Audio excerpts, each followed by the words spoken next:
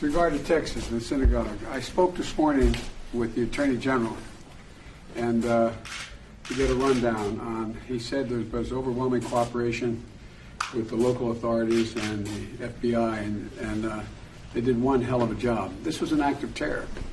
This was an act of terror, and it not only was related to someone who had been arrested, I might add, 15 years ago and been in jail for 10 years. The idea is it was something new.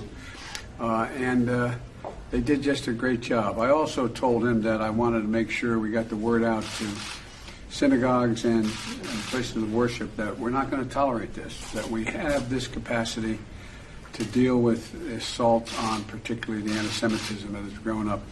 And so, and I'll be talking with, I put a call into the rabbi. We missed one another on the way up here.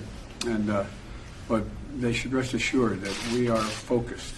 We are focused. The Attorney General is focused on making sure that we deal with these kinds of acts. And thank God, we have such a professional FBI, as well as the local cooperation, I was told, was incredible. It was seamless. So I just wanted to let you know that. Okay? Mr. President, how could this man have gotten weapons? There's reports that he's only been in the country for a couple of weeks. Well, allegedly, I don't have all the facts, nor the Attorney General, but allegedly the assertion was he got the weapons on the street.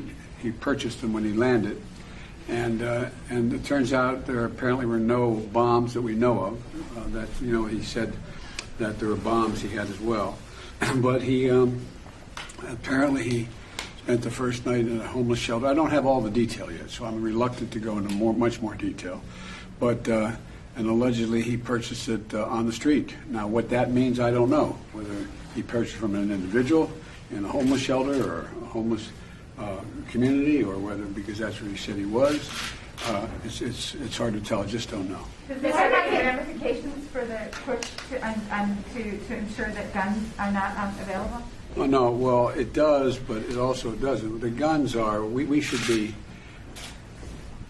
the idea of background checks are critical, but you can't stop something like this if someone is on the street buying something from somebody else on the street, except that there's so many guns that have been sold of late. It's just ridiculous. And it's because of the failure us to focus as hard as we should and as consistent as we should on gun purchases, gun sales, ghost guns, and a whole range of things that I'm trying to do. Mr. President, do you know more about the motivation of the person? No, I don't. There's speculation, but I'm not going to get into that. I'm going to have a press conference on Wednesday, and I'll be happy to go into detail what I know in detail at that time. Do you know why he targeted that specific synagogue? Well, no, I don't. We don't have. I don't think there is sufficient information to know about why he targeted that synagogue, why he insisted on the release of someone who's been in prison for over 10 years, why he was engaged, why he was using anti-Semitic and anti-Israeli comments.